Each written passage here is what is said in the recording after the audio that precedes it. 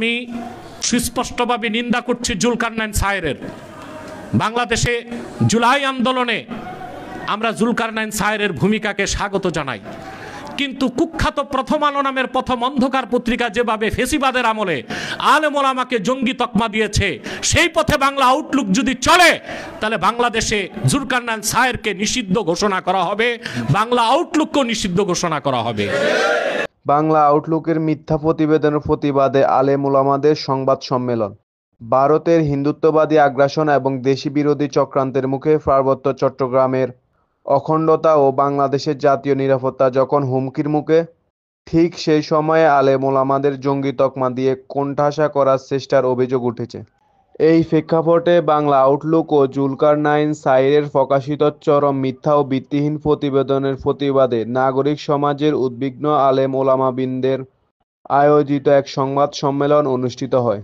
সংবাদ সম্মেলনে প্রধান অতিথি হিসেবে উপস্থিত ছিলেন বিশিষ্ট ইসলামী চিন্তাবিদ ডক্টর এনায়েতুল্লাহ আব্বাসী। তিনি অভিযোগ করে বলেন, বাংলাদেশে পশ্চিমাদের এজেন্ডা বাস্তবায়নের জন্য পরিকল্পিতভাবে গুম, খুন ও অগ্নিকাণ্ডের মাধ্যমে দেশকে অস্থিতিশীল করার চেষ্টা চলছে। তিনি আরও বলেন, বাংলা আউটলুক ও জুলকারনাইন সায়েরের মিথ্যা ও উদ্দেশ্যপ্রণীত প্রতিবেদন দেশবিরোধী অপচেষ্টার অংশ।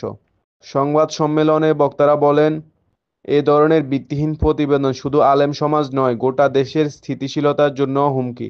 তারা অবিলম্বে এসব প্রোপাগান্ডামূলক প্রচারণার বিরুদ্ধে যথাযথ আইনি ব্যবস্থা গ্রহণের দাবি জানান। 5ই আগস্ট পরবর্তী আমরা যে ধরনের বাংলাদেশ চেয়েছিলাম, বর্তমান ইউনূস সরকার সেরকম বাংলাদেশ পুনর্গঠন করে আমাদেরকে দিতে পারেনি।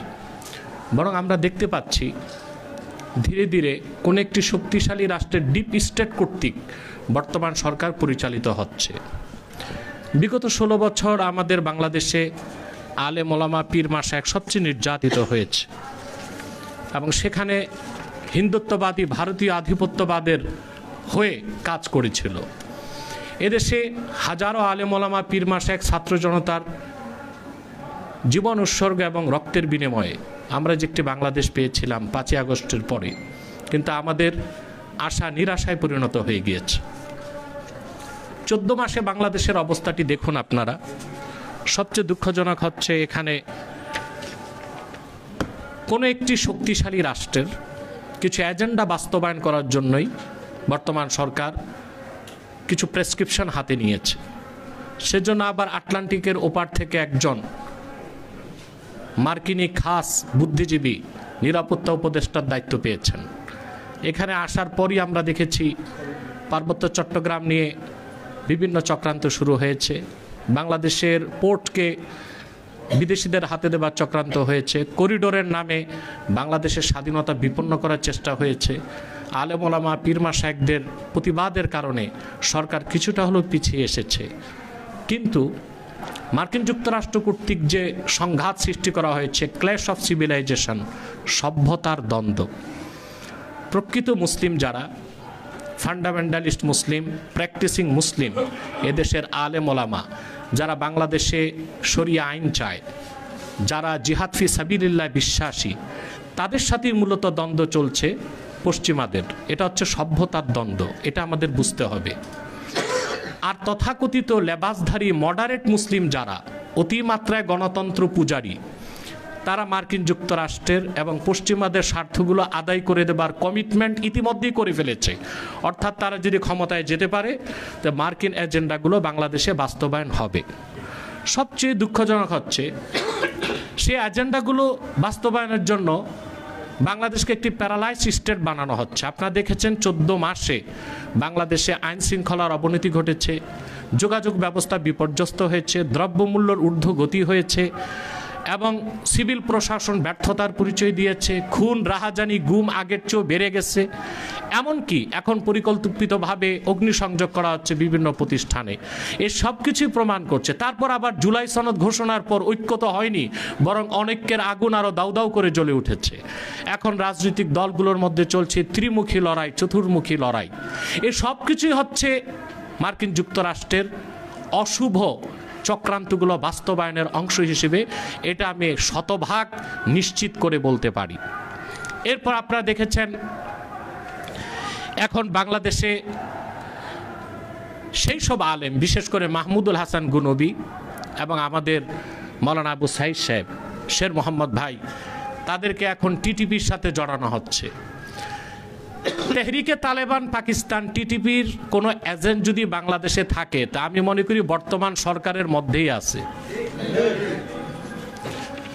উদুরপিণ্ডি বুদুর ঘাড়ে দেবার জন্যে যারা বাংলাদেশে, তাদের ভাষায় ফান্ডামেন্টালিস্ট, আমরা যারা শরিয়া রাষ্ট্র চাই, আমরা যারা জিহাদ ফি সাবিলিল্লাহ বিশ্বাসী, তাদেরকে প্রশ্নবিদ্ধ করে ওয়ার অন টেরর আমেরিকার যে একটি স্কিম ছিল, প্রজেক্ট ছিল, সারা দুনিয়ায় তা ব্যর্থ হয়েছে। নতুন করে সেই ওয়ার অন টেরর, জঙ্গিবাদের তকমা দিয়ে আলেম ওলামাকে প্রশ্নবিদ্ধ করা, তাদেরকে শাস্তির আওতায় আনার অশুভ চক্রান্ত শুরু হয়েছে। বাংলাদেশে গৃহযুদ্ধ করাবে আমেরিকা, সেটার ক্ষেত্র প্রস্তুত করার জন্য। কারণ বাংলাদেশে আসতে হলে গ্রাউন্ড তৈরি করতে হবে। গ্রাউন্ড তৈরির জন্য সে ছুতো খুঁজে, ছুতো খোঁজার জন্য সে তাদের পোষা সাংবাদিক, কিছু লন্ডনে আছে, কিছু আমেরিকায় আছে, তাদের মাধ্যমে বিভিন্ন কল্পিত সংবাদ পরিবেশন করছে, যেন পরবর্তীতে আমেরিকা সিভিল ওয়ার করিয়ে বাংলাদেশে সামরিক হস্তক্ষেপ করতে পারে। কারণ আমেরিকার, পশ্চিমাদের দীর্ঘদিনের এজেন্ডা হচ্ছে বাংলাদেশে একটা খ্রিস্টান স্টেট তারা বানাবে। পার্বত্য চট্টগ্রাম, ভারতের মিজোরাম, 3টা জোন নিয়ে একটি খ্রিস্টান স্টেট তারা বানাবে। খাতায় কলমে খ্রিস্টান স্টেট চালাবে ইহুদিরা। আমরা কি একবারও কল্পনা করতে পারি ফিলিস্তিনের পাশে ইসরায়েল থাকাতে আজকে 7 দশক যাবৎ মুসলমান শুধু রক্তই দিয়ে যাচ্ছে? আমাদের বাংলাদেশের পাশে যদি একটি খ্রিস্টান স্টেট হয়, যুগের পর যুগ আমাদের রক্ত দিয়ে যেতে হবে। বর্তমান সরকার সব কিছু বুঝো নিশ্চুপ হয়ে বসে আছে, এবং যারা মাঠে রাজনীতি করছে, পাওয়ার পলিটিক্স করছে, তারা তাদের পলিটিক্যাল ফাদার, রাজনৈতিক আব্বা আমেরিকার প্রেসিডেন্টকে খেপাতে চায় না, শুধু ক্ষমতায় যাবার জন্যে। কিন্তু আমরা তা হতে বাংলাদেশে দিব না ইনশাআল্লাহ। প্রয়োজনে আরেকটি বিপ্লব হবে, ইসলামের পক্ষে একটি বিপ্লব হবে। যেটা হয়েছে 5ই আগস্ট, সেটা অভ্যুত্থান, সেটা বিপ্লব নয়। শুধু পাওয়ার চেঞ্জ হয়েছে, সিস্টেম পরিবর্তন হয়নি।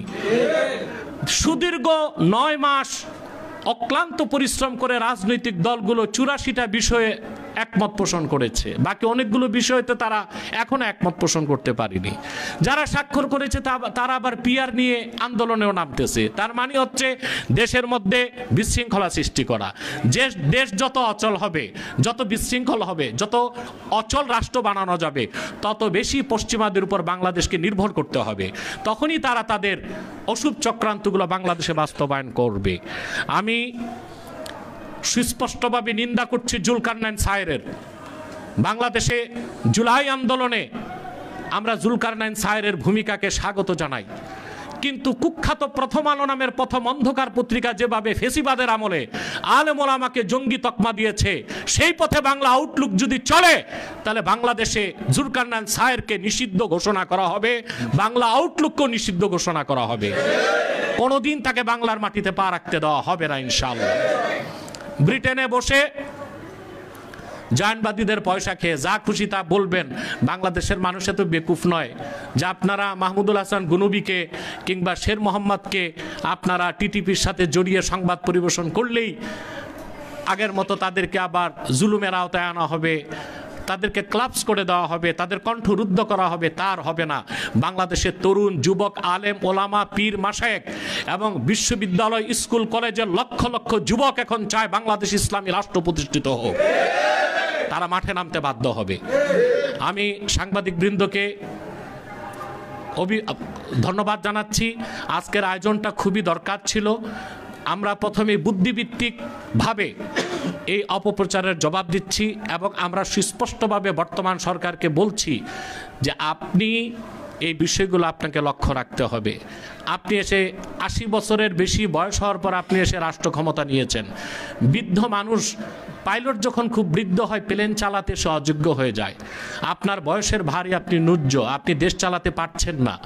আপনি দ্রুত দেশকে একটি শক্তিশালী রাষ্ট্রীয় কাঠামোর উপর গড়ে তুলুন, আর খুনাক্ষরও মার্কিন এজেন্ডা বাস্তবায়ন করার চেষ্টা করবেন না।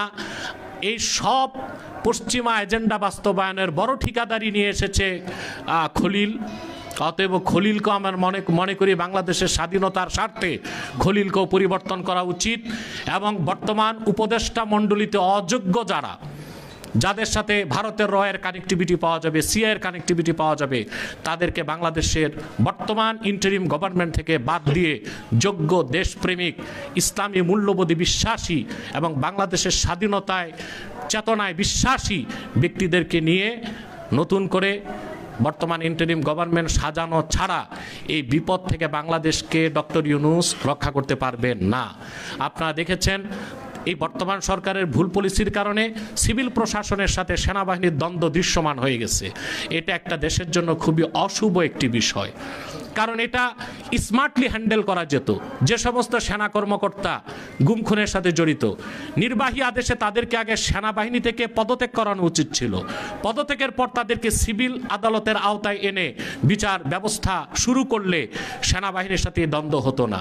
সেনাবাহিনীতে যারা গুম খুনের সাথে জড়িত, আমরা অবশ্যই তাদের শাস্তি চাই এবং সর্বোচ্চ শাস্তি মৃত্যুদণ্ড চাই যারা গুম ও খুনের সাথে জড়িত। কিন্তু গোটা সেনাবাহিনীকে প্রশ্নবিদ্ধ করাটাও আমি মনে করি বিদেশি অশুভ চক্রের একটি এজেন্ডা। Kafil Talukdar, MRK TV, Chittagong.